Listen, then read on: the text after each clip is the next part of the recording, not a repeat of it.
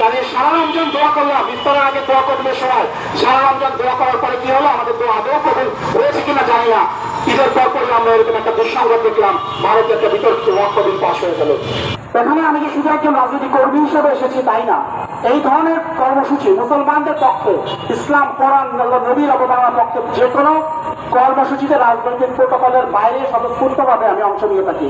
এর একটাই কারণ আমাদের হয়তো ক্ষমতা নাই নির্যাতন নিপীড়নের বিরুদ্ধে সশস্ত্র বিপ্লব তৈরি করার, কিন্তু হাসরের ময়দানে আল্লাহ রাব্বুল আলামিন যখন জিজ্ঞাসা করবে তোমার এক ভাই নির্যাতিত হয়েছিল মিয়ানমারে, তোমার এক ভাই ঝলসে গিয়েছিল সিরিয়াতে, তোমার ভাই ছোট ছোট শিশুরা নিহত হয়েছিল গাজায় ফিলিস্তিনে, তখন তুমি কি করেছিলা?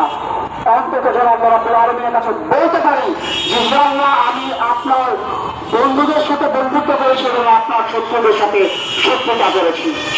এই প্রতিবাদ, এই কথাটুকু বলার জন্য এ ধরনের প্রতিবাদ সমাবেশে আমি সবসময় অংশ নিয়ে থাকি। আজকে যে ইস্যুটা ভারতের নতুন সংশোধিত ওয়াকফ বিল, এটার প্রতিবাদে বাংলাদেশের প্রথম রাজনৈতিক দল হিসেবে লেবার পার্টি এই কর্মসূচি করেছে। আমি এনডিএম এর পক্ষ থেকে, আমাদের চেয়ারম্যান বাংলাদেশের পক্ষ থেকে তাদেরকে অভিনন্দন জানাচ্ছি। সংক্ষেপে একটি ওয়াকফ বিলের সম্পর্কে বলি, কেন ভারত এই ওয়াকফ বিলটা নিয়ে এসেছে। দেখেন, ওয়াকফ বিলের কতগুলো দিক রয়েছে। বাংলাদেশে একটা ওয়াকফ আইন রয়েছে, আপনারা খোঁজ নিয়ে দেখেন ওয়াকফ আইনে যে মিনিমাম 9 সদস্য বিশিষ্ট একটা কোরাম হতে হবে যেখানে সদস্য থাকবে। সেই ফোরামে কারা কারা সদস্য থাকবে? আইন মন্ত্রণালয়, ভূমি মন্ত্রণালয়, ইসলামিক ফাউন্ডেশনের মহাপরিচালকের প্রতিনিধি, এভাবে করে প্রতিনিধিত্ব করা হয়েছে। এখানে কিন্তু একটা বৈষম্য রয়েছে। বাংলাদেশের একটা বড় অংশ কওমি মাদ্রাসা, অসংখ্য কওমি মাদ্রাসা রয়েছে এবং কওমি আলেমরা বাংলাদেশে গুরুত্বপূর্ণ ভূমিকা রেখে থাকে। কওমি শিক্ষা বোর্ড থেকে কিন্তু কাউকে বাংলাদেশের ওয়াকফ বোর্ডে প্রতিনিধি রাখার কোনো বিধান বাংলাদেশেও নাই। শুধু ভারতেরটা নিয়ে কথা বলতে হবে না, বাংলাদেশের ওয়াকফ আইনের যে ধরনের বৈষম্য রয়েছে সেটা নিয়েও আমাদের কথা বলতে হবে।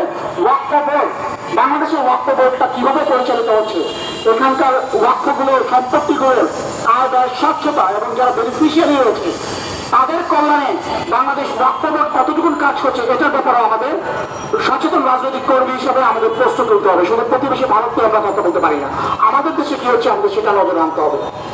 ভারতের বিতর্কিত ওয়াকফ বিলের দুটো বড় বড় দিক রয়েছে।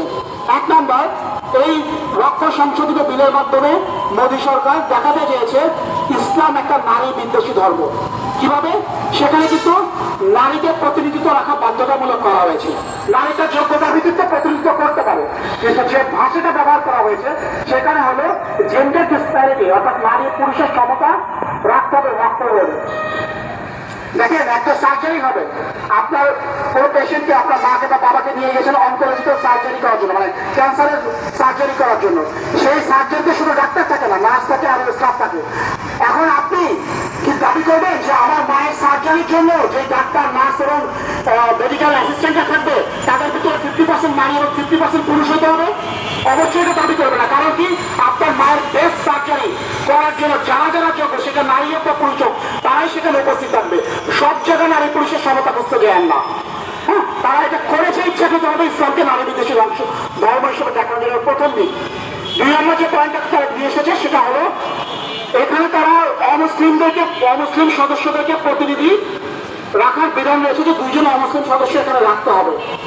আমরা যদি এখন একটা আইন পাশ করি যে ঢাকা যে রামকৃষ্ণ মিশন মন্দির রয়েছে, সেই মন্দির পরিচালনা কমিটি বা আগামী যে তাদের দুর্গাপূজা রয়েছে সেই পূজা উদযাপন কমিটিতে বাধ্যতামূলক 2 জন মুসলমান সদস্যকে রাখতে হবে, ভারতের গদি মিডিয়া আজকেই আগুন ধরে যাবে, ভারতের রাজ্যে রাজ্যে প্রতিবাদ শুরু হবে।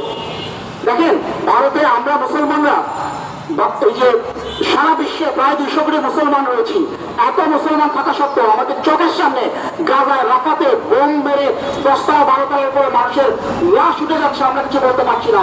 মিয়ানমার থেকে এত রোহিঙ্গা বিতাড়িত করা হলো, এথনিক ক্লিনজিং, জাতীয় নিধন করা হলো, প্রতিবেশী ভারতে মুসলমানদেরকে দিনের পর দিন নির্যাতন করা হচ্ছে, আমরা কিছু বলতে পারছি না কেন?